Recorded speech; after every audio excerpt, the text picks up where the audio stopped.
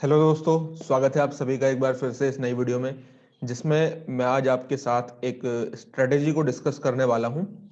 अब क्योंकि देखिए एग्जाम वगैरह निपट चुके हैं और आप अपने मार्क्स वगैरह भी आपने अपने मैच कर लिए होंगे कि कितने आप क्या नेट क्वालिफाई कर रहे हैं, जेआरएफ क्वालिफाई कर रहे हैं।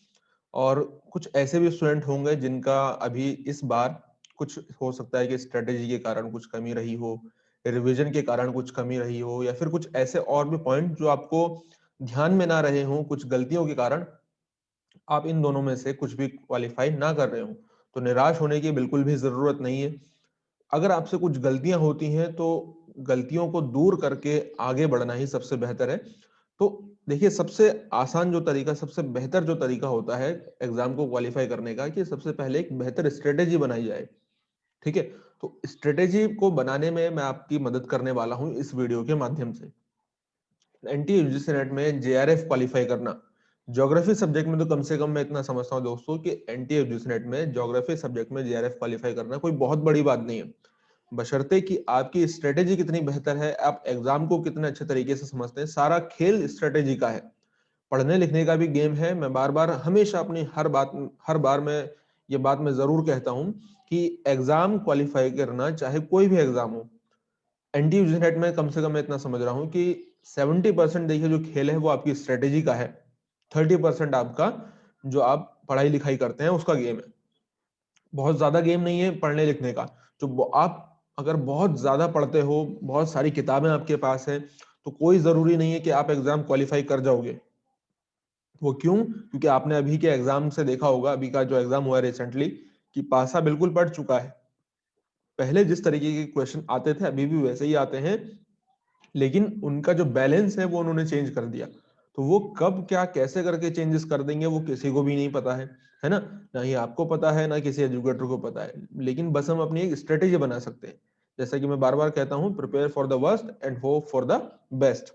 आप वर्स्ट से वर्स्ट कंडीशन के लिए तैयार रहो हमेशा, और हमेशा अपनी होप को बेस्ट बनाए रखो कि आपके साथ जो होगा, जो एग्जाम में आप क्वालिफाई करोगे वो बेस्ट होगा। तो इसी के साथ ये पूरी जो स्ट्रेटेजी है आपकी किस तरीके की रहेगी, मैंने एक बार एग्जांपल दिया था आपको क्लास में, कि आप जब कभी जाते हैं कहीं, आप मान लीजिए आप कहीं घूमने जा रहे हैं, किसी ट्रिप पर जा रहे हैं, या फिर आप रिलेटिव के घर जा रहे हैं, तो 4 5 6 घंटे का जब आपका सफर होता है, उस 4 5 6 घंटे के सफर के लिए भी आप क्या करते हैं, प्लानिंग करते हैं कि आप कैसे करके जाएंगे, कहाँ पर पहुंचेंगे। आप अगर आप फ्लाइट से जा रहे हैं तो आपकी क्या क्या स्ट्रेटेजी रहेगी। तो आप 4 5 घंटे के लिए भी देखो कैसे स्ट्रेटेजी बना रहे हो। लेकिन अगर आप इसी बात को अप्लाई करो यहाँ आपके एग्जाम से, तो 4 5 6 महीने का इस ड्यूरेशन में आप तैयारी करने जा रहे हो। 4 5 6 महीने में किसी भी सब्जेक्ट को आप आराम से तैयार कर सकते हो, इतना मेरा मानना है। और ज्योग्राफी को अगर आप मेरे साथ कवर करते हैं, तो मैं आपको दावा के साथ कह सकता हूं, अगर आप मास्टर्स क्वालिफाई किए हैं, चलिए इस पे बाद में बात करूंगा मैं। ठीक है। तो अब 5 6 महीने जो भी आपका ड्यूरेशन रहेगा एग्जाम का, उसके लिए क्या कोई स्ट्रेटेजी नहीं होनी चाहिए कि कैसे करके आपको एग्जाम में आप कब रिवीजन करोगे, कब आपके सारे यूनिट्स खत्म हो जाने चाहिए, कैसे रिवीजन करना है, कितना पढ़ना है, कितना छोड़ देना है, कौन कौन से बुक्स हैं, क्या इसकी स्ट्रेटेजी नहीं होनी चाहिए? बिल्कुल से जरूरी, बिल्कुल बहुत जरूरी है कि आप तैयारी शुरू करने से पहले अपनी स्ट्रेटेजी बिल्कुल बना लो कि क्या आप 4 5 6 महीने में कौन कौन से ऐसे काम है जो करने वाले हैं, जिससे आपका रास्ता बहुत आसान हो जाए। ठीक है। अगर आपको रास्ता मालूम नहीं होगा, स्ट्रेटेजी के अंदर वही सारी बातें आती हैं कि अगर आपको रास्ता मालूम नहीं होगा तो आप पहुंचोगे, निश्चित रूप से आप पहुंचोगे अगर आपके अंदर डेडिकेशन है, लेकिन जिस समय पर पहुंचना चाहिए उस समय पर नहीं पहुंच पाओगे। ठीक है। जिससे क्या होगा, आपको बहुत ज्यादा लॉस होगा, आपकी एफिशिएंसी लो होगी, और आप बहुत ज्यादा बर्डन फील करोगे। तो इसको ही कम करने के लिए सबसे पहले अपनी एक बेहतर स्ट्रेटेजी बनाओ। हो सकता है कि थोड़ा सा वीडियो ये लंबा हो जाए, लेकिन अगर आप धैर्य बना के सुनेंगे तो 4 5 6 महीने में जो आपका होने वाला काम है, आज के वो 40 45 मिनट आपके, बहुत उसको आराम से आप कवर कर दोगे। बहुत इंटरेस्टिंग आपकी जर्नी हो सकती है अगर आप ये वीडियो में अपना समय इन्वेस्ट कर दोगे। ये वेस्ट नहीं है, इन्वेस्टमेंट है, अगर आप अपना टाइम यहाँ पे इन्वेस्ट करोगे तो चलिए धीरे धीरे करके बढ़ते हैं अब आगे और डिस्कशन करते हैं कि कैसे करके आपकी पूरी ये स्ट्रेटेजी रहेगी। यहाँ पर देखिए, मैं एक जनरल बात आपको कहने वाला हूँ। पहले ही मैं डिस्क्लेमर लगा दे रहा हूं कि ये यहाँ पर जो भी बात मैं कहूंगा वो एक जनरल बात होगी। इसको आप अपने हिसाब से ट्विस्ट करके अपनी जो आपका टेम्परामेंट है, काम करने का आपका तरीका है, उसके हिसाब से, क्योंकि मैं हर एक इंडिविजुअल के बारे में नहीं जानता हूं, तो वैसे ही आप क्या करें, उसको अपने हिसाब से आप तोड़ मड़ोड़ के जैसे भी आप चाहें तो अपने आप उसको यूज में लेकर के आ सकते हैं। ठीक है, मैं यहाँ पर वो बातें कहूंगा जो मैंने खुद से अप्लाई करी थी और मुझे हेल्प करी, वही चीज मैं आपके साथ साझा साझा कर रहा हूँ, शेयर कर रहा हूँ। ठीक है, यहाँ पर जैसा कि मैंने लिखा हुआ है, देखिए बेस्ट स्ट्रेटेजी। अब बेस्ट स्ट्रेटेजी मैंने अपने पर्सपेक्टिव से नहीं लिखा है, आप अपना इससे इसमें से जो जो चीजें पिक कर रहे हैं उसको आप अपना बेस्ट बनाइए। ठीक है, वो कैसे मैं आपको अभी सारी बातें अपना समझाता चलूंगा। ये यूजीसी नेट जेआरएफ 2020-21 के लिए ही नहीं, आप जब कभी भी प्रिपरेशन करने वाले हैं। और एक चीज और मैं बात यहाँ पे आप कह देने वाला हूँ शुरुआत में ही, ताकि आप इस वीडियो में आगे बढ़े, या फिर आपको छोड़ के जाना है तो आप जा सकते हैं जैसे भी चाहें, कि इस वीडियो में मैं जो फ्रेशर हैं उनके लिए क्या स्ट्रेटेजी होनी चाहिए, जो अभी मास्टर्स में, अगर कोई ग्रेजुएशन में है, फर्स्ट ईयर में है, सेकंड ईयर में, उनके लिए क्या स्ट्रेटेजी हो, सेकंड ईयर जो पीजी में है, ठीक है, पोस्ट ग्रेजुएशन में, मास्टर्स में है, उनके लिए क्या स्ट्रेटेजी होनी चाहिए, और साथ ही साथ जो मास्टर्स क्वालिफाई कर दिए हैं, जिन्होंने कर दिया है, मास्टर्स कर चुके हैं, उनके लिए क्या अप्रोच होनी चाहिए, इन तीनों पे मैं बात करूंगा। थोड़ा थोड़ा मैं तीनों के बारे में आपके साथ डिस्कशन करूंगा। ठीक है, और हमारा जो टारगेट रहेगा वो 80 प्लस क्वेश्चंस का रहेगा। 80 प्लस क्वेश्चंस दोस्तों, अगर हो रहा हो सकता है कि आप मुझसे पहली बार जुड़े हैं तो आपको ये बहुत ज्यादा नंबर लग रहा होगा, लेकिन अभी अगर आप जो रिसेंट पेपर हुआ है उसका अगर मेरा एनालिसिस देखेंगे अनअकैडमी पर, अनअकैडमी की प्रोफाइल मेरी लिंक नीचे डिस्क्रिप्शन में दिया हुआ है, वहां पर मैंने स्पेशल क्लास में, जो कि फ्री क्लास होती है, पूरे क्वेश्चन पेपर का एनालिसिस किया है, एक एक क्वेश्चन को बताया कि कहां से पूछा गया है, क्या मेरे को उससे आया था या नहीं आया था, ट्रेडिशनल था, टफ था, इजी था, मॉडरेट था, कैसा था, पूरा डिस्कशन किया है, एक एक पेपर को, एक एक क्वेश्चन को, 100 क्वेश्चन को, हर एक क्वेश्चन के बारे में बताया, तो उसको आप जाकर के देख सकते हो। 87 क्वेश्चन निकले थे हमारे केवल रिविजन कोर्स से। एक महीने का रिवीजन कोर्स था, एक यूनिट को हमने दो तीन घंटों में कवर किया है, और 87 क्वेश्चन वहां से निकाल के मैंने आपको दिखाए हैं। मैं 80 प्लस यहाँ पर बोल रहा हूँ, कोई बड़ा टारगेट नहीं है।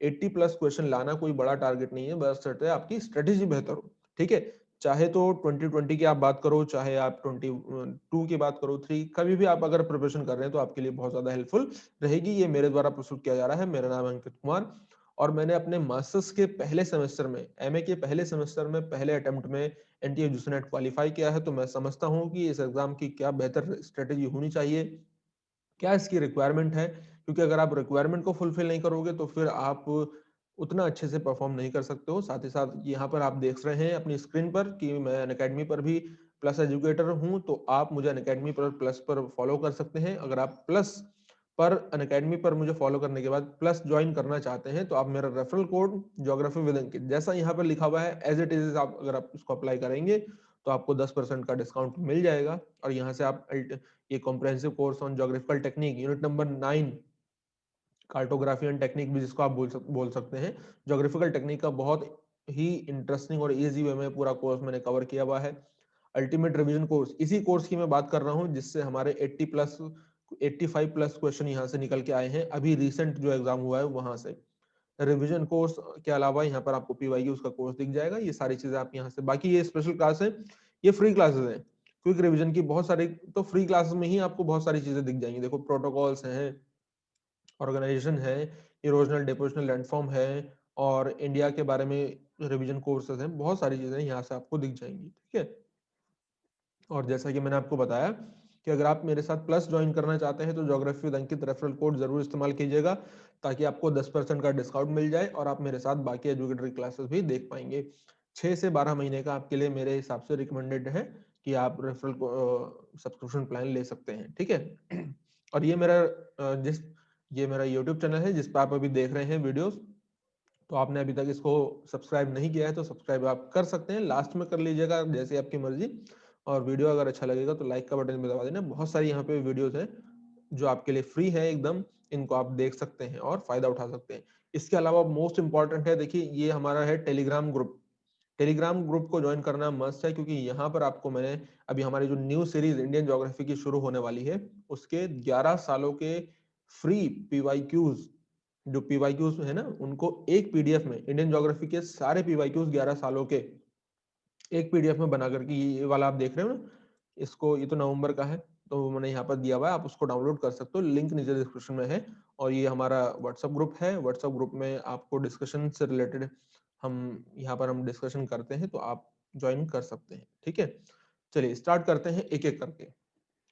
कुछ पॉइंट्स पे मैं बात करूंगा, कुछ 10-15 पॉइंट्स हैं जिनको अगर आप ध्यान में रखेंगे तो आपकी स्ट्रेटेजी बहुत बेहतर हो सकती है, आपकी तैयारी बहुत इजी और इंटरेस्टिंग हो सकती है। सबसे पहली चीज क्या है, और एक और चीज मैं इससे पहले शुरू करने से पहले आपको बताना चाहूंगा कि ये जो स्ट्रेटेजी मैं बता रहा हूं ये ओवरऑल सभी सब्जेक्ट के अगर स्टूडेंट है, कोई सा भी सब्जेक्ट का अगर स्टूडेंट है वो देख रहा है तो उसको ये हेल्प करेगी। ज्योग्राफी की जो बात है, केवल ज्योग्राफी की कि कौन कौन से पॉइंट्स हैं, जो सिलेबस है, पूरा सिलेबस पूरा डिस्कशन में एक नेक्स्ट वीडियो के बाद लेकर के आऊंगा, वो जल्द ही आएगा। अभी मैं 2-3 दिन से मेरा गैप था, 3-4 दिन हो गए लगभग गैप किए हुए, लेकिन अब रेगुलर वीडियोस आएंगी और इंडियन ज्योग्राफी की जल्द ही क्लास शुरू होगी। ठीक है, हो सकता है कि आपको रिकॉर्डेड लेक्चर में डेली अपलोड करूं, क्योंकि अकेडमी पे भी आप शुरू होने वाला है, और रिकॉर्डेड लेक्चर में यहाँ पे अपलोड करूंगा। ठीक है, तो इंडियन ज्योग्राफी का जो ज्योग्राफी का पूरा सिलेबस है उसके मैं पॉइंट्स बना करके कैसे करके वो मैं अभी आपको बताऊंगा आगे चल के। ठीक है, उसका एक अलग वीडियो आएगा स्ट्रेटेजी का, ज्योग्राफी स्ट्रेटेजी का नहीं, स्ट्रेटेजी आप इसमें समझ जाएंगे, बाकी कौन कौन से पॉइंट्स हैं कि इनको कैसे प्रिपेयर करना है वो मैं एक अलग वीडियो लेकर के आऊंगा। तो चलिए स्टार्ट करते हैं, और हमारा टारगेट है 80+। देखिए, सबसे पहली चीज, जो different strategy for different academic level student, हर एक प्रकार का जो एकेडमिक लेवल का स्टूडेंट होगा उसके लिए एक स्ट्रेटेजी नहीं होगी। जैसे अगर कोई एक ऐसा स्टूडेंट है जिन्होंने अभी मान लीजिए मास्टर्स कर लिया है, तो उन्होंने तो पूरी ज्योग्राफी को एक बार पढ़ चुके हैं, 5 साल से ज्योग्राफी पढ़ रहे हैं, है ना, या फिर कम से कम 2 साल से तो पढ़ रहे होंगे, या फिर अगर किसी ने जिनका 12th भी ज्योग्राफी में है तो बहुत समय से ज्योग्राफी पढ़ रहे हैं, तो उनका तो एक अच्छा खासा नॉलेज है, तो उनके लिए 3 से 4 महीने का टाइम सफिशिएंट है, और इतने में आराम से पूरा सिलेबस प्रिपेयर हो सकता है। कुछ ऐसे स्टूडेंट्स होंगे जो ग्रेजुएशन में है, अभी ग्रेजुएशन के भी फर्स्ट ईयर में है, तो उनके लिए क्या स्ट्रेटेजी रहनी चाहिए। देखिए, ग्रेजुएशन में जो स्टूडेंट्स हैं उनके लिए मैं अभी इतना कहना चाहूंगा कि आप कुछ बातों का ध्यान रखो अभी। ठीक है, ग्रेजुएशन के अगर फर्स्ट ईयर में है तो फर्स्ट ईयर में या सेकेंड ईयर में आपको क्या काम करना है, ग्रेजुएशन के फर्स्ट ईयर सेकेंड ईयर में आपको बहुत ज्यादा सिलेबस के डेप्थ में नहीं जाना है, आपको केवल सिलेबस को देखना है, उसको अच्छे से समझना है, और आपके ग्रेजुएशन के फर्स्ट ईयर और सेकेंड ईयर में जितना भी आपका डाटा है, सॉरी, जितना भी सिलेबस है ज्योग्राफी का, उसको अच्छे से प्रिपेयर करना है। और एनटीए यूजीसी नेट का सिलेबस निकाल करके अपने पास रख लो, पीवाई क्यूज निकाल करके अपने पास रख लो। जब आप इस कंडीशन में आ जाओ ग्रेजुएशन में पढ़ते पढ़ते कि आप क्वेश्चन को देख करके समझ जाओ, कम से कम फिजिकल पार्ट वाले के, कि ये जियोमॉर्फोलॉजी का क्वेश्चन है, ये क्लाइमेटोलॉजी का क्वेश्चन है, ये ओशनोग्राफी का क्वेश्चन है, ये एनवायरमेंट ज्योग्राफी का क्वेश्चन है, तब जाकर के अपनी जो कोड स्टडी है एनटीए यूजीसी नेट के लिए वो उसको स्टार्ट करो। जब आप क्वेश्चन को देखकर ही नहीं समझ रहे हो, आपने इतनी भी बेसिक स्टडी नहीं करी है कि आप यही ना समझ पाओ कि ये क्वेश्चन कौन से यूनिट से पूछ रहा है, तब तक क्वेश्चन अपनी स्ट्रेटेजी को शुरू करने, अपनी तैयारी को शुरू करने का कोई भी फायदा आपको नहीं होगा, क्योंकि आपको क्वेश्चन का ही नहीं अंदाजा है। और क्वेश्चन का अंदाजा कब होगा, जब आप बेसिक स्टडी कर चुके होंगे। और कुछ ऐसे भी स्टूडेंट्स होंगे दोस्तों जो अभी जिनका 12th भी नहीं होगा, 12th किसी और स्ट्रीम में रहा है, मान लीजिए कॉमर्स में या फिर साइंस स्ट्रीम से रहा है, तो उन्होंने तो, उनका तो कभी ज्योग्राफी से पाला ही नहीं पड़ा, तो वो क्या काम करें, तो 6 से लेकर के 12 तक की जितनी एनसीईआरटी है उनको अच्छे से पढ़ा लो। एनसीईआरटी आपको हमेशा फायदा देंगी, इसका मतलब फायदा देंगी, लेकिन इसका मतलब ये भी नहीं कि आपका वो यूजीसी नेट क्वालिफाई करा देंगी, वो आपका बेस बना देंगी, आपको समझ में आ जाएगा कि जियोमॉर्फोलॉजी क्या है, क्लाइमेटोलॉजी, ओशनोग्राफी, एनवायरनमेंट, ये फिजिकल पार्ट आपको समझ में आ जाएगा, इंडियन ज्योग्राफी का आपको आइडिया हो जाएगा। इसको जब आप समझ लेंगे, अपना फर्स्ट ईयर और सेकेंड ईयर में दोनों ईयर का सिलेबस अच्छे से पढ़ लो, जब आप फाइनल में आ जाएंगे तब आप ये कोर स्टडी स्टार्ट करेंगे, जब मैं आपको ये जो पूरी स्ट्रेटेजी मैं बताने वाला हूँ। तो जो फर्स्ट ईयर में देख रहे हैं और सेकेंड ईयर वाले देख रहे हैं, तो वो तो समझ गए होंगे कि उनको क्या करना है। अब आगे का जो पूरा स्ट्रेटेजी है वो इससे आगे वाले स्टूडेंट्स के लिए, फाइनल में आप तैयारी स्टार्ट कर दीजिए, या फिर आप अगर पीजी में हैं तो आप अपनी ये तैयारी को स्टार्ट कर सकते हैं। अब जो फर्स्ट ईयर सेकंड ईयर वाले हैं वो इसको देखें कि हमको फाइनल में जाके तैयारी शुरू करनी है, जैसा कि मैंने भी किया था, फाइनल में अपनी तैयारी शुरू कर दी थी, एमए के फर्स्ट सेमेस्टर में ही एग्जाम दिया और क्वालिफाई किया। ठीक है, तो सबसे पहली चीज, अलग अलग एकेडमिक लेवल के लिए अलग अलग ये स्ट्रेटेजी होती है, इतना आपको ध्यान में रखना है। ठीक है, चलिए नेक्स्ट चीज है, देखो देखो दोस्तों, कि जब भी आप तैयारी शुरू करते हो तो बिल्कुल अंधा बन के तैयारी मत शुरू करो, कि आपने तैयारी सीधा उठाया और हम तैयारी करने जा रहे हैं, और आपको ना ही सिलेबस का कोई अता पता है, ना ही आपको एग्जाम का कुछ अता पता है। आपको सिलेबस के बारे में और एग्जाम के बारे में कहाँ से पता लगेगा? नहीं, सॉरी, आपको एग्जाम में क्या आने वाला है उसके बारे में कहां से पता लगेगा? आपको सिलेबस के बारे में जानकारी होनी चाहिए। सिलेबस को आपको बहुत अच्छे से पढ़ना है। सिलेबस में कुछ ऐसे पॉइंट्स होते हैं दोस्तों कि जो हाइड होते हैं, जो छुपे हुए होते हैं। ऐसे बहुत सारे पॉइंट्स हैं ज्योग्राफी के अंदर भी, उन्हीं पॉइंट्स की मैं बात कर रहा हूं कि मैं एक सीक्वेंस आपके लिए बना करके लाऊंगा कि इन इन पॉइंट्स को आपको ध्यान में रखना है। और सिलेबस को जब आप पढ़ रहे हैं तो सिलेबस की आपके पास एक हार्ड कॉपी हमेशा होनी चाहिए। ठीक है? सिलेबस की हार्ड कॉपी लेते हुए आपको क्या काम करना है कि जो जितने भी एक 10 यूनिट होते हैं हर सब्जेक्ट में, उन 10 यूनिट के क्या करो, अपने सामने पॉइंट्स लिख लो। कि जैसे मान लीजिए मैं ज्योमोर्फोलॉजी का एग्जांपल देता हूं, ठीक है? जैसे मैंने अभी इंडियन ज्योग्राफी का भी बताया था, तो उसमें मैंने आपको 10 से 15 टॉपिक बताए थे। उन सिलेबस की उस यूनिट से उन टॉपिक्स को ऐसे अपने पेज में लिख लो। वो जो नोट आपके पास सिलेबस है ना, वो सिलेबस क्योंकि ऐसा सिलेबस होता है जैसे एक पैराग्राफ लिखा हो। पैराग्राफ को पढ़ने में उतनी सहूलियत नहीं होती जितना आप पॉइंट्स अगर बना देंगे तो। पॉइंट्स बना दो अपने। ठीक है कि इस यूनिट के अंदर इतने सारे पॉइंट्स हैं, इसके अंदर 10 पॉइंट है, दूसरी यूनिट में 15 पॉइंट है, तीसरी यूनिट में 6-7 पॉइंट है, अगली यूनिट में 8-9 पॉइंट है। इस तरीके से पॉइंट्स बना दो।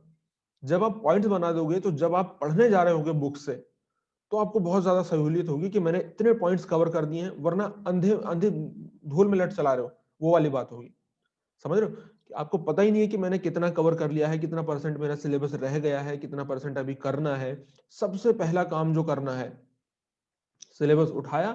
और ये किसके लिए है? ये मैंने पहले ही आपको इसके लिए डिस्क्लेमर लगा दिया है, क्योंकि मेरी तैयारी शुरू ही यहीं से होती है। जो मेरी स्ट्रेटेजी है कि मैं सबसे पहले सिलेबस को अच्छे से देखूं। और सिलेबस को जब मैं अच्छे से देख रहा हूं, इसका मतलब मैं सिलेबस मुझे समझ में आना चाहिए।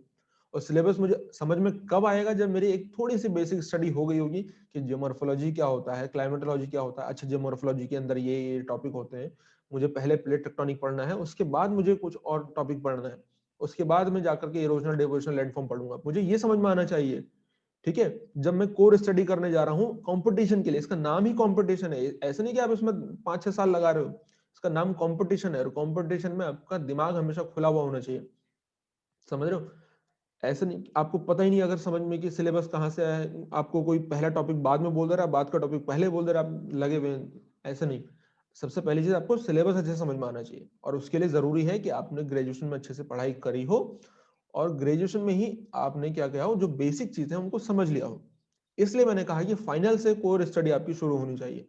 जब आप सिलेबस के ये पॉइंट्स अपने लिख देंगे, जितने भी पॉइंट्स हैं, तो आपके अंदर सिलेबस के अंदर जितने पॉइंट्स निकल करके आएंगे, तो एक दिन में कम से कम आप 2 टॉपिक तो प्रिपेयर कर सकते हो। यस और नो? अगर आपने प्लेट टेक्टोनिक जियोमॉर्फोलॉजी में या फिर क्लाइमेटोलॉजी में आपने लगाई कि इंसोलेशन, आज मुझे इंसोलेशन और मुझे टेम्परेचर पढ़ना है, तो 2 टॉपिक को क्लियर कर लो। एक दिन में 12 घंटे होते हैं, तो 12 घंटे में क्या 2 टॉपिक प्रिपेयर नहीं होंगे? अगर आप अनअकैडमी पे किसी से पढ़ रहे हैं, एजुकेटर से, तो आराम से हो सकते हैं, उसमें कोई बड़ी बात नहीं है ना? अगर एक टॉपिक के लिए आज आपके पास एक दिन है एक टॉपिक का, अगर आपने इस तरीके से बनाया है अपना चार्ट, अगर आप यहाँ पर एक एक करके आराम आराम से उसको क्लियर करोगे, कहते हैं ना कि अगर थोड़ा थोड़ा करके खाओगे तो हाथी भी खा जाओगे। आज आपके पास एक टॉपिक के लिए एक दिन है, और जब आप इस तरीके से नहीं करोगे तो लास्ट में एक दिन होगा और एक यूनिट होगी। तो इसलिए जरूरी है कि अभी से अपनी स्ट्रेटेजी बनाना शुरू करो। सिलेबस देखा, पॉइंट्स बना लिए, अपनी बुक लिस्ट अब सेलेक्ट करो। आप सब क्या करते हैं? अब सबको लगता है कि अनअकैडमी पे बस नोट्स पढ़े, या तो नोट्स पढ़ो। चलो, नोट्स आपके पास है अनअकैडमी पे, अगर आपने प्लस सब्सक्रिप्शन लिया है तो अच्छी बात है। लेकिन मैं फिर भी कभी भी ये रिकमेंड नहीं करूंगा कि आपको बुक्स नहीं देखनी चाहिए। क्योंकि अभी देखिए, बुक्स अगर आप देखते, मैंने आपको अपनी पूरी बुक लिस्ट बताई हुई है। उसमें एक बुक मैंने आपको बताई थी, आशीष सरकार की बुक, प्रैक्टिकल ज्योग्राफी के लिए, जो इंग्लिश मीडियम के, उसमें एक डायग्राम है जो एज इट इज पूछा गया है आपके अभी 2020 के एग्जाम में। तो अगर आपने बुक के केवल पेज पलट के भी देखे हो तो उससे आपको एक आइडिया होगा कि जो एजुकेटर पढ़ाते हैं, जो नोट्स बनाते हैं, वो किस तरीके से बनाते हैं। उससे आपको ये आइडिया होगा। साथ ही साथ बुक्स आपके आगे तक आपके साथ जाने वाली है। आपको रिसर्च करनी है, आपको टीचिंग करनी है, तो आपको बुक से तो आपका रिश्ता होना ही चाहिए। इसलिए बुक से कभी मत भागो। बुक्स आपको देखनी चाहिए, चाहे आप नोट्स भी पढ़ रहे हैं तो। ठीक है, अपनी एक बुक लिस्ट सेलेक्ट करो। और स्टैंडर्ड बुक लिस्ट देखो, हर एक जो बुक होती है, मैं किसी बुक को नहीं कहता हूं कि वो खराब है या वो अच्छी बुक है, बस आपके जो टारगेट है, आपको अपना टारगेट देखना है। कोई ऐसी बुक है जिन्होंने वो केवल नॉलेज के लिए लिखी गई है, नॉलेज के लिए लिखी गई बुक हो सकती है, तो वो आपको अपने एग्जाम में तो आपको हेल्प नहीं करेगी। आपको आपके एग्जाम में कौन सी बुक हेल्प करेगी, जो उस पर्सपेक्टिव से लिखी गई होगी। बुक का आपको प्रीफेस पढ़ के देखना चाहिए, उसके पीछे कवर होता है उसको पढ़ के देखना चाहिए, किस तरीके के स्टूडेंट्स के लिए हेल्पफुल रहेगी। आप अगर ल्यूसेंट पढ़ोगे तो उसमें कभी नहीं लिखा होगा कि यूजीसी नेट के लिए ये इंपॉर्टेंट है, तो क्या आप ल्यूसेंट को पढ़ करके एग्जाम निकाल सकते हो? नहीं। तो इस तरीके से आपको एक स्टैंडर्ड बुक लिस्ट है जो आपको देखनी चाहिए। और एक बार दोस्तों अगर आपने बुक लिस्ट बना दी अपनी, तो उस पर बिल्कुल स्टक रहो। ठीक है, उस पर बिल्कुल क्या है, आपको बने रखना है मजबूती से। अब जैसा कि हमारा एक ग्रुप है, उसमें एक जो बुक है वो कई दिनों से भाग रही है इधर से उधर, है ना, कि ये बुक खरीद लीजिए, वो बुक खरीद लेते। आपको मैं अभी कुछ बुक बोल दूं, फिर आप कल फिर घबरा जाओगे। परसों में फिर कोई दूसरा आपको आकर के नई बुक बता देगा, तो फिर आप फिर घबरा जाओगे। फिर आपको कोई एक कहीं से नई बुक पता लग जाएगी, आप फिर घबरा जाओगे। कब तक अपनी बुक लिस्ट चेंज करोगे? एक बार अगर ध्यान से बनाओ बुक, एक हफ्ता पूरी स्ट्रेटेजी में लगाओ अपना, 2 दिन 4 दिन 5 दिन, एक हफ्ता 10 दिन लगाओ, अपने 15 दिन लगाओ अपनी स्ट्रेटेजी बनाने में। लेकिन ये 15 दिन आपको बहुत हेल्प करेंगे अगर आपने अच्छे से अपनी स्ट्रेटेजी बना दी, वरना लास्ट टाइम में आपका 1-2 महीना खराब होना ही होना है। और आपने ये जिन्होंने एग्जाम दिया होगा वो इस बात को समझ सकते हैं। अगर आपने स्ट्रेटेजी आज नहीं बनाई तो लास्ट के आपके 2 महीने खराब होंगे। तो इससे अच्छा है कि 15 दिन अपनी पूरी स्ट्रेटेजी में लगाओ, 10 दिन 15 दिन एक हफ्ता, और लास्ट के जो होने वाले 2 महीने खराब हैं, खराब होने वाले हैं, उनसे बचो। एक बार आपने बुक लिस्ट बना दी, फिर चाहे कोई कुछ भी बोले तो बस उस पे आपको अडिग रहना है, उससे कभी भी भटकना नहीं है। जैसे मैं बात कर रहा था हमारे ग्रुप की, उसमें एक बुक है जिसमें लिखा हुआ है कि 30-35 क्वेश्चन। मैं कभी नहीं कह रहा हूँ कि कौन सी बुक खराब है कौन सी बुक अच्छी है, मैंने कभी नहीं कहा। लेकिन आप खुद ही सोचो कि 30-35 क्वेश्चन तो प्रीवियस प्रीवियस ईयर के क्वेश्चन में से आते हैं। 30-35 क्वेश्चन तो 35 से 40 क्वेश्चन भी प्रीवियस ईयर के क्वेश्चन पेपर में से आते हैं। तो कोई बुक अगर आपको केवल इतना दावा कर रही है कि उसमें से 35 क्वेश्चन आए हैं, 30 क्वेश्चन आए हैं, तो आप समझ सकते हैं मैं आप बाकी आपको क्या कहूं इससे आगे। ठीक है, 30-35 क्वेश्चन तो रिपीट हो जाते हैं, उसमें क्या है, उसमें कोई बड़ी बात है? इतना तो आप खुद भी समझ सकते हो। आपको अपनी स्ट्रेटेजी, अपना दिमाग हमेशा खुला रखना है। ये मार्केट है, एजुकेशन का भी ये मार्केट है। यूट्यूब पे आते हो, हर कोई अपने बारे में बढ़ा चढ़ा करके बोल रहा है। आपको अपना दिमाग खुला रखना है। ठीक है, तो नंबर 1 पे आपको, नंबर 2 पे आपको क्या करना है, सिलेबस और आपकी जो बुक लिस्ट है और अनअकैडमी के नोट्स अगर आप पढ़ रहे हैं तो आपको मेरे साथ अगर आप पढ़ रहे हैं तो आपको कोई बुक पढ़ने की आवश्यकता नहीं है। जो आप पढ़ रहे हैं उन सब से ही मैं निकाल करके आपके लिए नोट्स बना रहा हूं। लेकिन फिर भी आपको बुक्स देखनी चाहिए। इसके अलावा देखिए, जो मैंने आपको बताया कि सारे टॉपिक्स को आपको सीक्वेंस वाइज लिखना है। जितने भी 10 यूनिट है ना, अभी जो मैं आपको बता रहा हूं कि 10-15 दिन आप अपनी स्ट्रेटेजी बनाओ, तो उसी में आपको क्या करना है, उन्हीं 10-15 दिन में हर एक यूनिट के टॉपिक लिख लो कि ये पहली यूनिट है जियोमॉर्फोलॉजी की, इसमें 10 टॉपिक है। ये दूसरी यूनिट है क्लाइमेटोलॉजी के, 10 ही नहीं होंगे, मैं एक आपको बता रहा हूँ ऐसी बात। क्लाइमेटोलॉजी है, इसमें 15 टॉपिक है। ओशनोग्राफी है, इसमें 8 टॉपिक है। इन्वायरमेंट है, इसमें 15 टॉपिक है। इस तरीके से लिख लो और किसी एक यूनिट को शुरू करो। तो ऐसा नहीं कि आपने आज जो मॉर्फोलॉजी पढ़ी, कल क्लाइमेटोलॉजी पढ़ रहे हैं, परसों ओशनोग्राफी पढ़ रहे हैं, ऐसा मत करो। जब एक यूनिट शुरू करी है तो उस यूनिट को शुरू करने से के बाद उसको पूरा खत्म करना है, तब जाके एक नई यूनिट शुरू करनी है। या फिर एक दिन में एक साथ आपको 2 यूनिट लेकर चलनी है, जियोमॉर्फोलॉजी क्लाइमेटोलॉजी, सुबह जियोमॉर्फोलॉजी शाम को क्लाइमेटोलॉजी, सुबह जियोमॉर्फोलॉजी शाम को क्लाइमेटोलॉजी। इस तरीके से आपकी 2-2 यूनिट प्रिपेयर होती हुई चलेंगी। ठीक है, अगर आप खुद से प्रिपरेशन कर रहे हैं तो वो कब होगी इस तरीके से, बहुत स्मूथली कैसे चलेगी आपकी प्रिपरेशन, जब आपने शुरुआत में सारे टॉपिक लिखे होंगे। आपकी प्रिपरेशन तब तक स्मूथली नहीं चल सकती जब तक आपको टॉपिक का ही नहीं पता है कि मैंने आज अगर ये टॉपिक पढ़ा था तो मैं कल क्या पढ़ूं। तो आप फिर कंफ्यूज हो जाओगे कि आज मैंने ये पढ़ा है, अब मैं आधा घंटा कल सोचोगे कि अब आज क्या पढूं। बुक देखोगे, वीडियोस देखोगे, और जब आपके पास सारे टॉपिक पहले से लिखे हुए हैं कि हाँ मैं आज ये पढ़ा है, कल ये पढ़ूंगा, परसों ये, उसके बाद ये, तो बहुत स्मूथ तरीके से आपकी प्रिपरेशन चलेगी। सारे टॉपिक जब आपने सीक्वेंस में लिखे हुए हैं। जब आप ये काम कर लोगे, इसके बाद आपको क्या करना है, सारे पीवाईक्यूज, यहाँ पर आपको गोला टेक्निक इस्तेमाल करनी है। अब गोला टेक्निक क्या है? ये वो टेक्निक है जो मैं खुद से इस्तेमाल करता था, मतलब ऐसी कोई कहीं आपको लिखी हुई टेक्निक नहीं मिलेगी, मेरे खुद की टेक्निक है जो मैं यूज करता था। क्या? जब मैंने देखिए प्रिपरेशन स्टार्ट करी, सिलेबस मैंने अच्छे से देख लिया, सारे टॉपिक्स को मैंने सीक्वेंस वाइज लिख लिया। इसके बाद अभी भी मुझे डायरेक्ट बुक पर नहीं जाना है, जो बुक मैंने स्टार्ट करनी, जैसे मान लीजिए आज मैं जियोमॉर्फोलॉजी में प्लेट टेक्टोनिक स्टार्ट कर रहा हूँ, तो मैं क्या करूंगा, सारे जियोमॉर्फोलॉजी की यूनिट अगर मैंने स्टार्ट करी है, क्लाइमेटोलॉजी की 2 यूनिट अगर मैं एक साथ पढ़ रहा हूं, तो इन दोनों यूनिट के सारे पीवाईक्यूज को अभी रिसेंट से लेकर के, अभी जैसे मान लीजिए 2020 का हो गया, तो 2020 के एग्जाम से लेकर के लगभग 10 सालों के प्रीवियस ईयर के क्वेश्चन पेपर में से इस जियोमॉर्फोलॉजी से, क्लाइमेटोलॉजी से कैसे कैसे क्वेश्चन पूछे गए, उन सभी को मैं गोला करता हुआ चलूंगा। अदरवाइज ये काम नहीं कर रहे तो आपके पास फोन है, क्या करो कि सारे पीवाईक्यूज की जो बुक है, ये देख लीजिए, ये है आपके पास पीवाईक्यूज की बुक, ठीक है। इस पीवाईक्यूज की बुक में देखो यहाँ पे मैंने गोला लगाए हुए हैं, देखो ये गोला लगाए हुए हैं। तो यहां से आपको क्या करना है कि सारे पीवाईक्यूज को, जो भी जियोमॉर्फोलॉजी से पूछे गए हैं, जो क्लाइमेटोलॉजी से पूछे गए हैं, उन सभी को क्या करो, उनको गोला लगा लो, और किसी एक पेन से, जैसे जियोमॉर्फोलॉजी का स्केच पेन ले लो ब्लू, और क्लाइमेटोलॉजी को ले लो रेड। इस तरीके से, मैं आपको कलर नहीं बताऊंगा, वो आपका अपना है, आप कैसे करके उसे लगा सकते हैं, ठीक है। इससे क्या होगा, जैसे मान लीजिए आप आज प्लेट टेक्टोनिक पढ़ने जा रहे हैं, तो जियोमॉर्फोलॉजी के सारे क्वेश्चन आपकी आंखों के सामने हैं। आपने सुबह जैसे 8 बजे से आपकी स्टडी, आपका टाइम शेड्यूल स्टार्ट हो रहा है, वो टाइम शेड्यूल आपके हिसाब से हो सकता है, ठीक है। सुबह 8 बजे से स्टार्ट हो रहा है, आधा घंटा पहले उठ जाओ, आधा घंटा पहले उठ गए, 7:30 बजे सारे पीवाईक्यूज देखे। मुझे पता है कि आज मुझे प्लेट टेक्टोनिक पढ़ना है, तो मैं सारे उठा पहले 7:30 बजे, सारे क्वेश्चन को देखा जियोमॉर्फोलॉजी की केवल, ठीक है, सारे क्वेश्चंस को देखा कि प्लेट टेक्टोनिक से कैसे कैसे क्वेश्चन आ रहे हैं। केवल फैक्चुअल क्वेश्चन आ रहा है, स्टेटमेंट वाला क्वेश्चन आ रहा है, फ्रीक्वेंटली क्वेश्चन आ रहा है या नहीं आ रहा है, असर्शन रीजन का क्वेश्चन आ रहा है या नहीं आ रहा है, कॉन्सेप्चुअल क्वेश्चन है, फैक्चुअल क्वेश्चन है, कैसा क्वेश्चन है, ये आपको तब पता लगेगा। और जब पता लग जाएगा तो आप अपनी जो तैयारी है, पढ़ने का तरीका है, वो उसी तरीके से घुमा पाओगे। अब आपको पता ही नहीं है तो आप केवल क्या करोगे, फैक्ट याद करोगे। हाँ, ये हैरी हेस ने दी थी, इतने सन में दी थी, तब दी थी, इतनी प्लेट है, इतनी, ये केवल फैक्ट याद करते रह जाओगे, कॉन्सेप्ट समझोगे नहीं। कॉन्सेप्ट कब समझोगे, जब आपको पता लगेगा कि हाँ ऐसे भी क्वेश्चन आते हैं।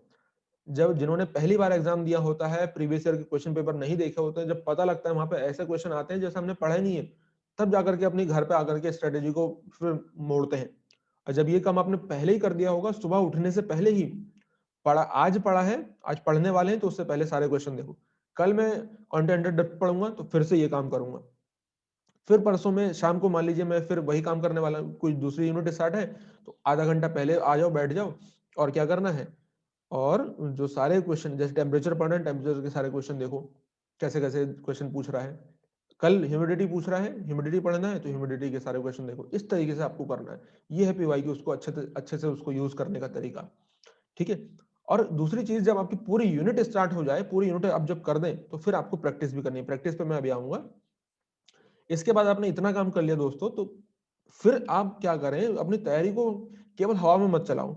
इतना काम आपने कर लिया है, तो सबसे पहले अपना टारगेट सेट कर लो, ठीक है, कि मुझे कितने टारगेट नंबर ऑफ क्वेश्चन आपको करने हैं चाहिए, जिससे कि आपका जेआरएफ हो जाए, जिससे कि आपका जेआरएफ हो जाए, इतना टारगेट आपको रखना है हमेशा। आपके जहां पर भी आप बैठते हैं, पढ़ते हैं, आपकी जो स्टडी टेबल है अपने सामने, अपना टारगेट सेट कर लो, लिख लो कि मुझे इतने क्वेश्चन पेपर 2 में करने हैं, इतने क्वेश्चन पेपर 1 में करने हैं, और पेपर 1 को कभी अवॉइड नहीं करना है, इतनी बात ध्यान में रखना है हमेशा। और अपनी कैटेगरी के हिसाब से, आपकी SC ST OBC unreserve category जो है, उसके हिसाब से जितने में आपका जीआरएफ हो रहा है, उससे 4-5 क्वेश्चन का ही टारगेट रखो हमेशा, ठीक है। उससे हमेशा 4-5 क्वेश्चन का ही टारगेट रखना है, और जो रिसेंट अभी कट ऑफ रही है, उसके बेसिस पे आपको ये अपना टारगेट रखना है। जैसे अगर आप जनरल कैटेगरी में है, ज्योग्राफी सब्जेक्ट में, तो 80 से 85 क्वेश्चन अगर आप कर लेते हैं, तो पेपर 1 में आपको 30 क्वेश्चन, 28-30 क्वेश्चन करने हैं, आपका जीआरएफ आराम से हो जाएगा। इस टारगेट को कभी भी आपको डगमगाने नहीं देना है। अगर आप 80 क्वेश्चन तक नहीं पहुंच पा रहे हो पेपर 2 में, ज्योग्राफी में, तो पेपर 1 में अपना टारगेट बढ़ा दो, 35 क्वेश्चन कर दो। अगर आप वहां 35 नहीं पहुंच पा रहे हो, 25 तक ही पहुंच पा रहे हो, तो इसको 85 से 90 पहुंचाओ, कोई बड़ी बात नहीं है, पहुंच सकते हो। कैसे करके पहुंचोगे, मैं जब ज्योग्राफी की एक अलग से स्ट्रेटेजी लाऊंगा, तो उसमें मैं आपको बता दूंगा कि ज्योग्राफी को कैसे करके प्रिपेयर करना है, क्योंकि मैं इसी वीडियो में बताऊंगा, तो बाकी के जो सब्जेक्ट के स्टूडेंट्स हैं, उनके लिए ये रिलेवेंट होगा फिर, ठीक है। इसलिए अपना टारगेट हमेशा सेट रखो। जब आप टारगेटेड स्टडी करोगे, तो टारगेट पता है क्या होता है, जैसे एक घोड़ा होता है, घोड़ा जब आगे दौड़ता है, तो उसके इधर यहाँ पे आंखों के सामने क्या लगा दिया जाता है, एक पट्टा सा लगा दिया जाता है, जिससे कि वो उसका टारगेट रहे, उसे कहाँ जाना है। तो ऐसे ही आपके लिए जो आपकी दुनिया है, आपका जो ज्ञान का समुद्र है ना, वो कुछ नहीं है। आपका जो सिलेबस है, सिलेबस में जो टॉपिक मेंशन है, जो एग्जाम में पूछे जाने हैं, आपके लिए आपकी दुनिया वही है, वही आपका टारगेट है, उसको ही आपको अचीव करना है और उसके अंदर से ही आपको 80 क्वेश्चन लेकर के आने हैं। इतना आपको ध्यान में रखना है। जब आपके सामने आपका टारगेट हमेशा रहेगा तो आप बाहर की जो एक्स्ट्रा चीजें हैं ना, उनको पढ़ने से डरोगे, और डरना भी चाहिए। जब तक आपका जेआरएफ नहीं होता तब तक रुको, तब तक शांत रहो, और जो चीज एग्जाम में नहीं आ रही है उसको छोड़ दो। उनको लिख लो टॉपिक में अपने, कि ये चीजें जो आपको इंटरेस्टिंग लगता है उसको लिख लो अपने डायरी बना करके, कि ये मैं बाद में पढ़ूंगा या पढ़ूंगी। ठीक है, तो आप ऐसा कर सकते हैं। इसके बाद आप डेली देखो, डेली रिविजन। स्टूडेंट्स क्या करते हैं कि तैयारी तो शुरू कर दी, प्रैक्टिस भी कर रहे हैं, टॉपिक पढ़ भी रहे हैं अच्छे से, बेहतर तरीके से, बुक्स भी बहुत सारी इकट्ठा भी करी है, अनअकैडमी पे भी पढ़ रहे हैं, लेकिन रिवीजन नहीं करते हैं। और रिवीजन लास्ट टाइम में करते हैं, फिर सारा आगे का आगे पढ़ते जा रहे हैं, पीछे का भूलते जा रहे हैं। ये ऐसा ही होता है जैसे कि एक उल्का पिंड आता है ना, तो जहां से आ रहा है तो यहाँ तो रोशनी है, पीछे से वो खत्म होता आ रहा है। तो वही चीज आपके साथ हो रही है। मैं जब स्टडी करता था, मैं जब प्रिपरेशन करता था, तो डेली रिवीजन करता था। ये जो मैंने सुबह के आपको आधे घंटा पहले बताया ना, अब ऐसा तो नहीं कि शुरुआत में जब आप स्टडी करोगे, तैयारी शुरू करोगे, तो आज आपको क्वेश्चन देखने में आधा घंटा लग रहा है, कल भी आधा घंटा लगेगा, एक महीने बाद भी आधा घंटा लगेगा, और आप 2 महीने बाद भी आपको आधा घंटा लगेगा, ऐसा तो नहीं होगा। बाद बाद में आपको 10-15 दिन लगे, 10-15 मिनट में आपका काम हो जाएगा। तो बाकी का जो बचा हुआ टाइम है, आधा घंटा से 45 मिनट लगाओ। तो सुबह उठ के आपको रिविजन करना है। जैसे आप अभी मान लीजिए, जो इंडियन ज्योग्राफी का एग्जांपल दूं, अगर आप मान लीजिए आपने आज फिजियोग्राफी पढ़ ली, कल से आपका कंप्लीट कर लिया फिजियोग्राफी, कल से आपका ड्रेनेज सिस्टम स्टार्ट हो रहा है, तो ड्रेनेज सिस्टम को स्टार्ट करने से पहले 45 मिनट पहले उठ गए हैं, प्रीवियस ईयर की क्वेश्चन पेपर भी देख लिया, बाकी का जो 10-15 मिनट के बाद जो टाइम बचा हुआ है 30 मिनट का करीब, पूरे फिजियोग्राफी को रिविजन करना है। कल ड्रेनेज सिस्टम पढ़ लिया है, आज पढ़ लिया है, कल जब मान लीजिए क्लाइमेट पढ़ रहे हैं, पहले इन 2 टॉपिक को रिवीजन करना है, फिर आगे का नेक्स्ट चैप्टर पढ़ना है, फिर उसके बाद नेक्स्ट टॉपिक स्टार्ट कर रहे हैं, पहले इनको रिवीजन करना है, फिर नेक्स्ट आगे बढ़ना है। रिवीजन करना है ऐसा मतलब कि देखते चलो, फटाफट से हर चीज को रटते चलो, उनको बोलते चलो। इस तरीके से अगर आप करेंगे तो लास्ट टाइम में रिवीजन करते हुए, जब रिवीजन केवल रिवीजन मोड में आओगे, तो उसमें बर्डन फील नहीं होगा फिर दिमाग पे, क्योंकि पहले से आप इन सारी चीजों को रटते चले हैं, दिमाग में बैठाते चले, उनको इंस्टॉल करते चलो दिमाग में। अगर ऐसे छोड़ दोगे तो फिर निकल जाएगा वो, जो भी टॉपिक है वो आपसे डरता नहीं है।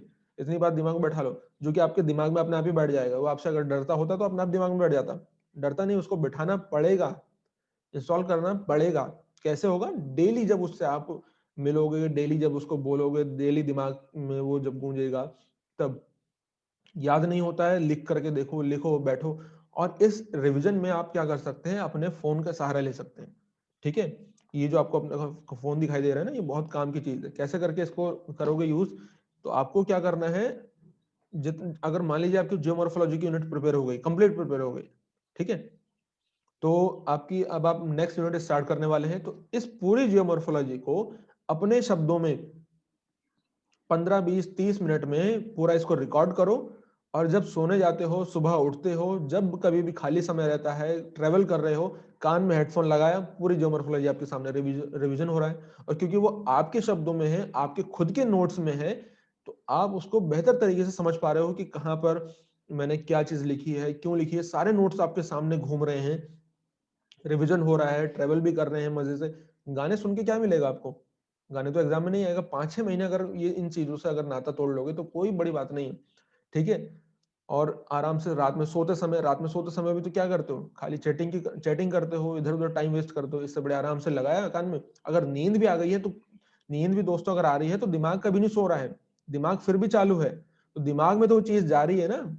ऐसे ही करके तुक्का सही लगता है, ये है तुक्का लगाने का। तुक्का लगाना साइंटिफिक तरीका है बहुत। जब आपके दिमाग में वो चीज सोते हुए भी जा रही है, तो एग्जाम टाइम में देखना आपको वो क्लिक करेगी। आपका इंट्यूशन आपको बोलेगा कि ये वाला ऑप्शन जो है, बी ऑप्शन करेक्ट है, और आपको भी नहीं पता होगा वो क्यों है। वो आपका उसी टाइम की मेहनत है, जो आपने रात में सोते वक्त अपना दिमाग में, अपने कान में हेडफोन लगाया था, ट्रेवल करते हुए, चाहे आपका ध्यान है या नहीं है, तो वो ये चीज आपको तब हेल्प करेगी। और तब आप देखोगे कि आपके तुक्के भी सही हो रहे हैं। वो इसीलिए सही हो रहे हैं क्योंकि आपने अपना जो दायरा है उसको इतना ज्यादा वाइड किया है। इस तरीके से आप अपने रिवीजन को कर सकते हैं। इसके अलावा प्रैक्टिस करनी है आपको, मोस्ट इंपॉर्टेंट है प्रैक्टिस। जितना पढ़ रहे हो, ऐसे नहीं कि आप जियोमॉर्फोलॉजी पढ़ रहे हैं और ओशनोग्राफी का टेस्ट दे रहे हैं, ऐसा नहीं। शुरुआत में आपको सेक्शनल टेस्ट देने हैं। सेक्शनल टेस्ट का मतलब है सेक्शन वाइज, जियोमॉर्फोलॉजी पढ़ रहे हो, जितने टॉपिक्स पढ़ लिए हैं उन टॉपिक्स के ही टेस्ट दो। हर संडे को तो कम से कम टेस्ट दो। खुद से उनके उनके क्वेश्चंस बनाओ। कैसे करके क्वेश्चन बनाओगे? कितने तरीके से क्वेश्चन आते हैं पहले ध्यान दो। एक तो आपको डायरेक्ट स्टेटमेंट वाला क्वेश्चन पूछेगा, केवल जो फैक्चुअल क्वेश्चन होगा। जैसे कि अगर जियोमॉर्फोलॉजी में बात करें, अगर कॉन्टिनेंटल ड्रिफ्ट की, तो कॉन्टिनेंटल ड्रिफ्ट थ्योरी से कौन से जो स्कॉलर है वो रिलेटेड है, स्टेटमेंट वाला क्वेश्चन। असर्शन रीजन के क्वेश्चन, दो प्लेटें अगर दूर जाती हैं पास आती हैं तो इनमें कौन सी घटना होती है, क्यों होती है, इसका रीजन क्या है। अगर दोनों प्लेटें पास आ रही हैं, जैसे मान लीजिए कहीं पर अगर भूकंप और ज्वालामुखी की घटना है, तो आपसे पूछ सकता है ऐसे कि जो circum Pacific ring of fire है वो भूकंप और ज्वालामुखी घटना से बहुत ज्यादा, वहां पर बहुत ज्यादा भूकंप और ज्वालामुखी घटनाएं आपको देखने को मिलेंगी। क्यों? जब भी आप इस क्यों का आंसर ढूंढेंगे तो इसका मतलब है कि आपके असर्शन और रीजन के क्वेश्चंस प्रिपेयर हो रहे हैं। असर्शन और रीजन के क्वेश्चन में क्या करना होता है? यही क्यों का जवाब तो ढूंढना होता है। असर्शन के बाद क्यों लगाओ या फिर बिकॉज लगाओ, आपके रीजन और उसको ढूंढो। आप ये वाली क्यों वाली स्टडी जब आप करेंगे तो इसका मतलब है असर्शन रीजन के क्वेश्चन आपके प्रिपेयर हो रहे हैं, प्रैक्टिस हो रही है। आप फैक्चुअल क्वेश्चन पढ़ते हैं, स्टेटमेंट वाले क्वेश्चन पढ़ते हैं, क्वेश्चन के हिसाब से पढ़ते हैं, मैच द फॉलोइंग वाले क्वेश्चन के हिसाब से पढ़ते हैं, असर्शन रीजन के हिसाब से नहीं पढ़ते, इसलिए आपको वो लास्ट में प्रॉब्लम करते हैं। और अगर आपको वो चाहते हो कि प्रॉब्लम ना करें तो पहले से ही इस क्यों की स्टडी करना शुरू कर दो, खुद से बनाना शुरू कर दो। अगर टेम्परेचर डिक्रीज हो रहा है तो उसका रीजन क्या है, कहीं पर इंसोलेशन ज्यादा है तो उसका रीजन क्या है, महाद्वीपों के जो महासागरों के पश्चिमी किनारे पर जो वेस्टर्न साइड है वहां पर वार्म टेम्परेचर रहता है, उसका रीजन क्या है, क्यों फाइंड करो और प्रैक्टिस करो। एटलीस्ट कम से कम संडे को तो जरूर से आपको एक टेस्ट देना है, इतना आप दिमाग में बैठा लो। जितना प्रिपेयर कर लिया उसका टेस्ट देते चलो, फिर पूरा यूनिट कर लिया फिर उसका भी टेस्ट दो, फिर सारी यूनिट प्रिपेयर होगी तो फुल लेंथ टेस्ट दो, पूरा पेपर सॉल्व करने की कोशिश करो। और टेस्ट देते हुए एक बात ध्यान में रखना कि केवल आपको पीवाईक्यूज पे ध्यान देना है, प्रैक्टिस क्वेश्चन लगाने की कोई भी जरूरत नहीं है, किसी और एग्जाम के क्वेश्चंस को लगाने की कोई जरूरत नहीं है मेरे हिसाब से, बाकी आपके मर्जी। ठीक है, इसके बाद देखो क्या करंट अफेयर। अब जैसे कि कई सारे स्टूडेंट होते हैं, अभी मेरे पास मैसेज भी आए जब ये एग्जाम हुआ फिर से कि सर करंट अफेयर पे ध्यान दें या नहीं दें, करंट अफेयर पूछा जा रहा है। अरे एक बात मुझे ध्यान दो, एक बात बताओ मुझे, कितने क्वेश्चन है जो करंट अफेयर के पूछे जाएंगे पेपर 2 में? 10 क्वेश्चन, 15 क्वेश्चन, 20 क्वेश्चन? नहीं पूछे जाएंगे ना, कम हद से ज्यादा एक या क्वेश्चन या दो क्वेश्चन। और वो एक दो क्वेश्चन भी ऐसा होगा जो करंट में अभी कुछ ऐसा चल रहा होगा ज्योग्राफिकल फिनोमिना, उसका कॉन्सेप्ट पूछा जाएगा। डायरेक्ट करंट अफेयर कभी नहीं पूछा जाता है एंटी रिसेंट में, ज्योग्राफी सब्जेक्ट में तो कम से कम करंट अफेयर डायरेक्ट कभी नहीं पूछा जाएगा। करंट अफेयर पर अगर आप ध्यान ना भी दो, महज अगर एक दो क्वेश्चन भी आ रहे हैं तो क्या बिगड़ जाएगा, आपको 80 क्वेश्चन ही तो करने हैं।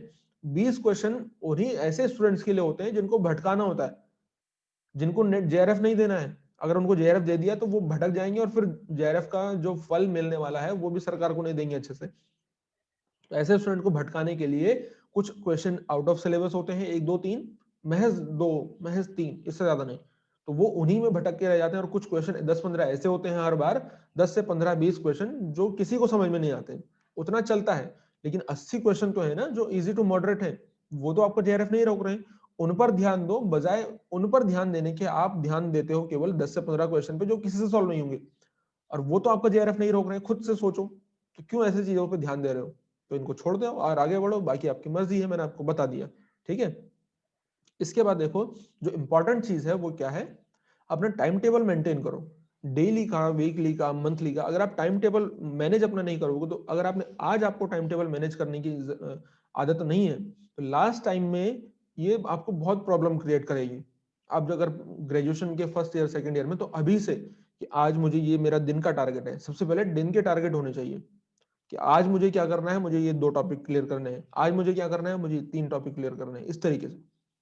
और आज का काम आज, चाहे आज रिवीजन, चाहे रिवीजन की बात हो, चाहे टॉपिक क्लियर करने की बात हो, चाहे नोट्स बनाने की बात हो, आज का काम केवल आज खत्म करना है, उसको कल पे टालना बिल्कुल भी नहीं है। ये कल पे टालने वाली की बात, जो प्रोक्रास्टिनेशन की बात होती है, बहुत ज्यादा आपको पीछे लेकर के जाएगी। ये मेरी बात ध्यान से सुन लेना, जितना प्रोक्रास्टिनेट करोगे चीजों को उतना आप गड्ढे में चले जाओगे, इतने मेरी बात ध्यान में रखना। तो आज का टारगेट आज खत्म करना है, जो वीक का टारगेट है कि इस हफ्ते मुझे इतने टॉपिक खत्म करने हैं, इस हफ्ते मुझे इतने नोट्स बनाने हैं, इस हफ्ते मुझे इतना रिवीजन करना है, तो उतना उस वीक में कंप्लीट। एक महीने में मुझे ये वाली बुक खत्म करनी थी, ये 2-3 बुक खत्म करनी, तो उसको उतने में ही खत्म करना है। क्योंकि अगर आप इसको जमाते रहोगे काम तो फिर बढ़ता जाएगा ना, बाकी कब करोगे। इस तरीके से अपना टाइम टेबल मैनेज करना है आपको, और ऐसा टाइम टेबल मत बनाना जो धरातल पे बैठता ही ना हो। हवा में टाइम टेबल बना दिया, 10-15 घंटे रोज पढ़ूंगा, 10-15 घंटे रोज पढ़ूंगी, ऐसा नहीं। बिल्कुल ज्यादा आपको पढ़ने की जरूरत है भी नहीं यूजीसी नेट के लिए। तो मैंने यहाँ पे लिखा हुआ ना, how much enough for JRF, कितना टाइम, यहाँ पे टाइम हो गया है मैं इसमें, ठीक है। आप अगर 3.5 से 4 घंटे डेली पढ़ रहे हैं, जिसमें कि पेपर 1 भी इंक्लूड है, इतनी बात ध्यान में देना। पेपर 2 जो है वो डबल है, तो इसलिए जितना टाइम आप पेपर 2 को देते हैं 3-4 घंटे में, उसका आधा टाइम आपको पेपर 1 को भी देना है डेली। उसको बिल्कुल भी अवॉइड नहीं करना है, ये आपकी सबसे बड़ी भूल होगी अगर आप पेपर 1 को अवॉइड कर रहे हैं तो। एक बात ध्यान में देना, आपका जेआरएफ तब तक क्लियर नहीं हो सकता जब तक कि आपका दोनों पेपर इक्वली स्ट्रांग ना हो। इक्वल का मतलब है कि जितना भी मैंने रेशियो बताया, पेपर 2 में अगर आप जनरल कैटेगरी ज्योग्राफी में है तो पेपर 2 में आप 80 और पेपर 1 में अगर आप 30 कर लेते हैं, तो ये रेशियो आपका रहना चाहिए। इससे नीचे अगर आपका है तो आपका जेआरएफ नहीं हो सकता, चाहे आप कितने भी बड़े तुर्रम खां क्यों ना हो। चाहे कितने भी बड़े तुर्रम खां क्यों ना हो पेपर 2 में, तो आपको तभी भी जेआरएफ नहीं होगा, चाहे पेपर 1 में हो चाहे पेपर किसी एक में होने से कुछ नहीं होगा।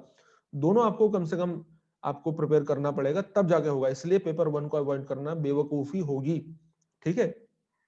यही बात मैंने यहाँ पर लिखी है कि पेपर 1 को कभी भी अवॉइड नहीं करना। जिस दिन से तैयारी शुरू हो रही है, तो जैसे ही मैंने आपको टॉपिक बताया टॉपिक लिखने, तो वैसे ही वो चीज आपको पेपर 1 के लिए भी करनी है।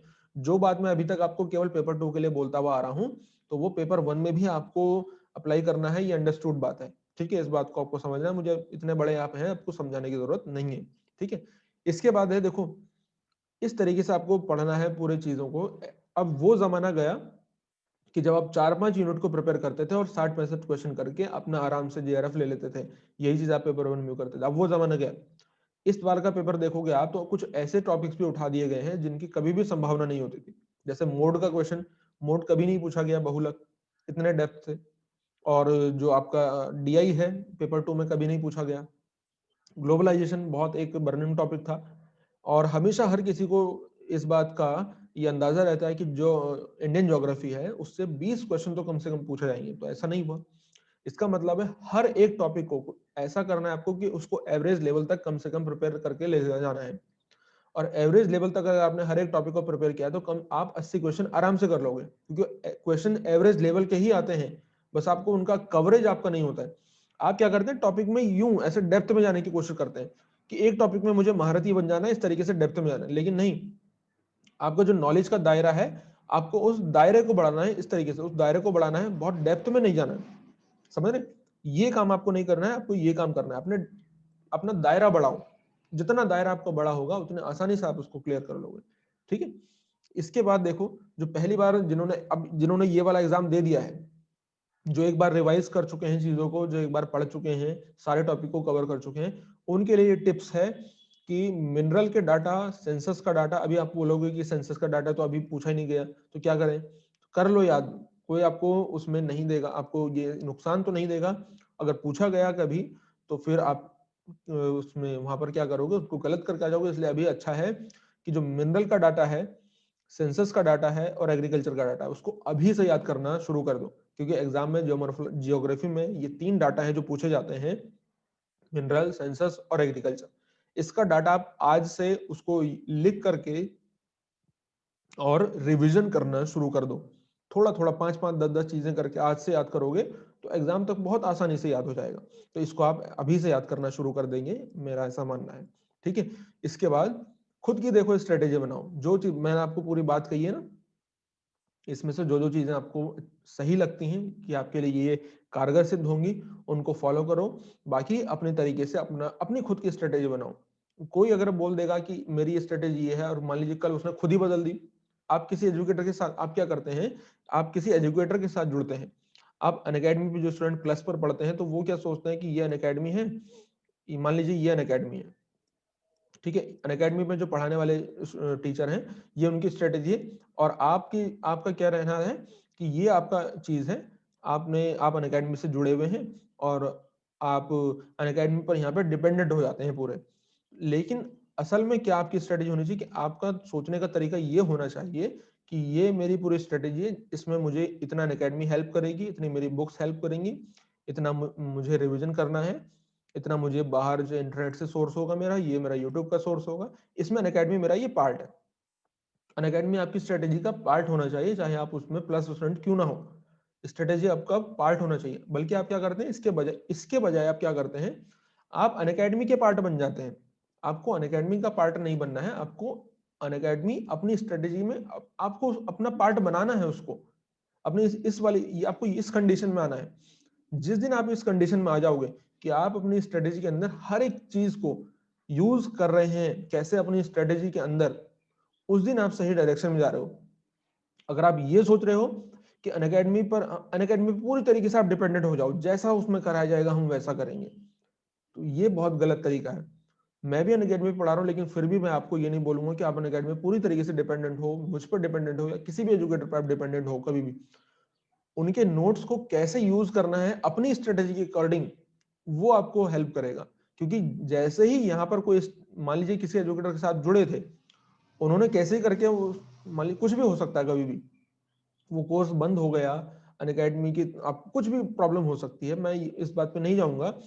लेकिन जब वो प्रॉब्लम हो जाएगी तब आप क्या करोगे, आप तो पूरी तरीके से उस पर डिपेंडेंट थे, तो फिर आपकी स्ट्रेटेजी वहां पर सारी आपकी क्या हो जाएगी, धराशायी हो जाएगी। और इस कंडीशन में क्या होगा कि आपके पास अगर एक एक चीज भी आपकी यहाँ से निकल कर चली गई आपके हाथ से, तो आपको कोई बहुत बड़ा लॉस नहीं होगा, क्योंकि आपका वो एक पार्ट था आपकी स्ट्रेटेजी का। उसको आप मेंटेन कर सकते हो, उसको आप रिपेयर कर सकते हो कि इसकी जगह पर किसी और चीज को हम यूज कर लेते हैं, चलिए ये चीज नहीं हो रही है, इसकी जगह पे इसको यूज कर लेता हूँ। लेकिन आप जब आप खुद ही किसी और चीज के पार्ट थे और उसने ही आपका साथ छोड़ दिया, तो फिर वहां पे मामला डामाडोल हो जाएगा। तो मैं समझता हूँ कि आप समझ रहे हैं इस बात को कि मैं क्या कहना चाह रहा हूँ आपसे। ठीक है, इसके बाद देखो जो सबसे इंपॉर्टेंट है, जो सारी चीजें मैंने आपको बताई, जो बात मैंने आपको बताई है, उसको फॉलो करो। आप बड़ी बड़ी बातें बना लेते हैं, बड़ी बड़ी बातें लिख लेते हैं, कोट्स लिख लेते हैं अपने रूम में, स्टडी रूम में, लेकिन कोई उनको फॉलो नहीं करता है। सबसे बड़ी बात है कि जो स्ट्रेटेजी बनाई है उसको फॉलो करो।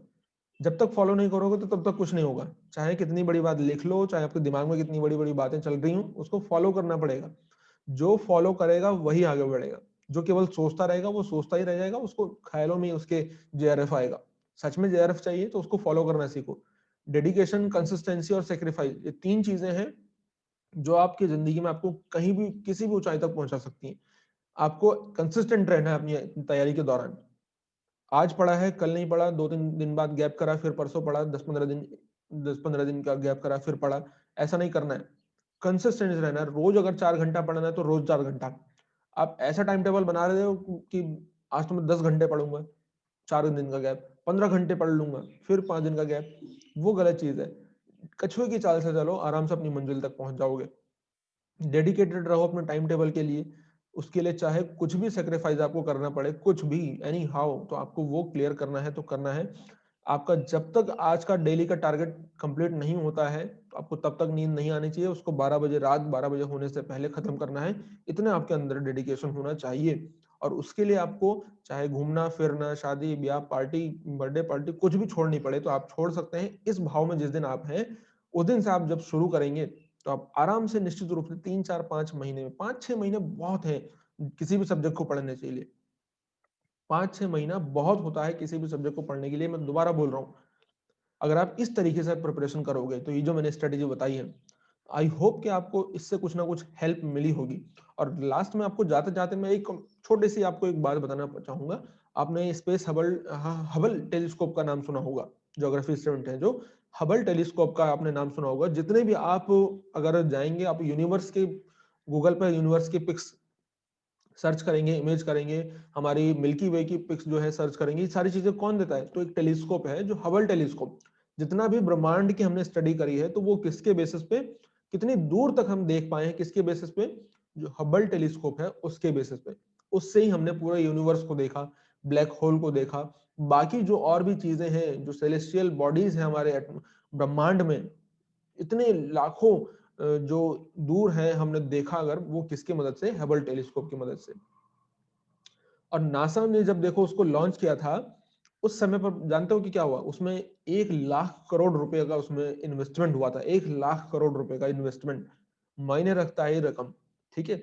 और 25 से 30 सालों की मेहनत, 25 से 30 साल की मेहनत, 1 लाख करोड़ रुपए, जब उसको पहली बार लॉन्च किया गया और उससे पहली पिक्चर जब उससे क्लिक करके और जब धरती के पास ग्राउंड रिसीविंग स्टेशन के पास भेजी गई, तो जानते हो वो पिक्चर कैसे आई थी? वो ब्लर, कुछ भी नहीं दिख रहा था उसमें।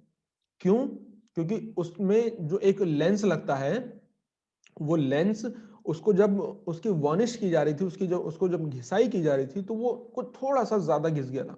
जानते हो कितना ज्यादा घिस गया था? हमारे जो आंख का बाल होता है, इसका भी 1000वां गुना, बहुत माइन्यूटली सा उसमें थोड़ा सा उसको ज्यादा घिस दिया गया था, जिसके कारण वो पूरी इमेज ब्लर आ गई। 25 साल की मेहनत, 1 लाख करोड़ रुपए, इतनी सी गलती के द्वारा, इतनी इतनी सी गलती से क्या हो गया? सारा चीजें पानी में डूब गई। अब क्या होगा इससे? क्या हम सारी चीजें हम दोबारा मेहनत करना छोड़ दें? नहीं, उन्होंने तब भी हार नहीं मानी। यहां से धरती से उठ करके स्पेस में जाके उसको रिपेयर करके आए हैं। वो जो उसका ग्लास, जो उसका मैग्नीफायर है, उसको क्या करें, यहां से उसको दोबारा से चेंज करके आए हैं, स्पेस में जाके उसको चेंज करके आए हैं। सोचो क्या उनके अंदर डेडिकेशन रहा होगा। तो ये आप और आप, हम क्या करते हैं, आप और हम, कि हमें चीजें याद नहीं हो रही हैं। अरे आपको रिसर्च करनी है जा करके, ये डाटा दिया है 10-15 चीज है, अगर दर्रों की बात आ गई 15-20 दर्रे होंगे, याद करने में कितना समय लगेगा? आज अगर एक टॉपिक है तो उसके लिए एक दिन मिल रहा है, लास्ट टाइम में एक दिन होगा और 1 यूनिट होगी, और आप बोल रहे हो कि मुझे याद नहीं होता, मुझे समझ में नहीं आता। रॉकेट साइंस थोड़ी है, जैसा उन्होंने करा था, देखो स्पेस में जाके बदला, 25 साल की मेहनत, 1 लाख करोड़ रुपए, इस 1 सेकंड में बर्बाद हो गया सारी चीज।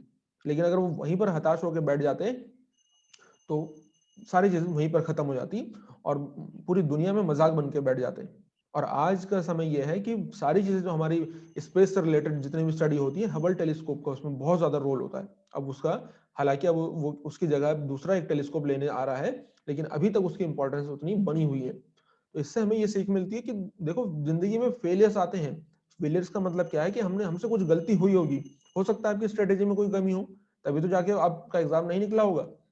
समझ रहे हो? जब तक हम उस कमी को अपनी दूर नहीं करेंगे, तो तब तक कैसे हमारे साथ हम उस एग्जाम के साथ जस्टिस कर पा रहे हैं? जब हमने जस्टिस नहीं किया, तो हम कैसे ये एक्सपेक्ट कर सकते हैं कि हमारा जेआरएफ हो जाएगा? उसका तो एक बेंचमार्क है ना, जब तक आप उसको क्रॉस नहीं करोगे तब तक आपको जेआरएफ नहीं मिलेगा। तो पहले अपने अंदर आप वो काबिलियत लाओ।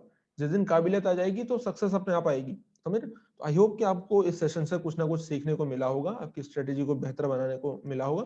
ज्योग्राफी के जो टॉपिक्स हैं उन सबको मैं आपके लिए आराम से इजी तरीके से सारे प्रिपेयर कर दूंगा, कि ये टॉपिक है, ये आपको प्रिपेयर करना है, इसके बाद ये, इसके बाद हर एक यूनिट के आराम से प्रिपेयर कर देंगे। इस दिन ये पढ़ना है, इस दिन ये पढ़ना है, इस दिन में आराम से सारी चीज कर लोगे। और बाकी के सब्जेक्ट वाले वो अपने हिसाब से इसको अरेंज कर सकते हैं। और ये पूरी स्ट्रेटेजी रही ज्योग्राफी की, इसकी 1-2 दिन में आ जाएगी। अब आपके सारे टॉपिक्स मैं आपके लिए लेकर के आऊंगा। तो मिलते हैं इसी तरीके की नेक्स्ट वीडियो में। अगर आपको सेशन अच्छा लगा है तो अपने फीडबैक जरूर दीजिएगा, फॉलो कर लीजिएगा मेरे अनअकैडमी पर, लाइक करना, कमेंट करना, सब्सक्राइब करना चैनल को। मिलते हैं इस तरह की नेक्स्ट वीडियो में, तब तक के लिए थैंक यू सो मच।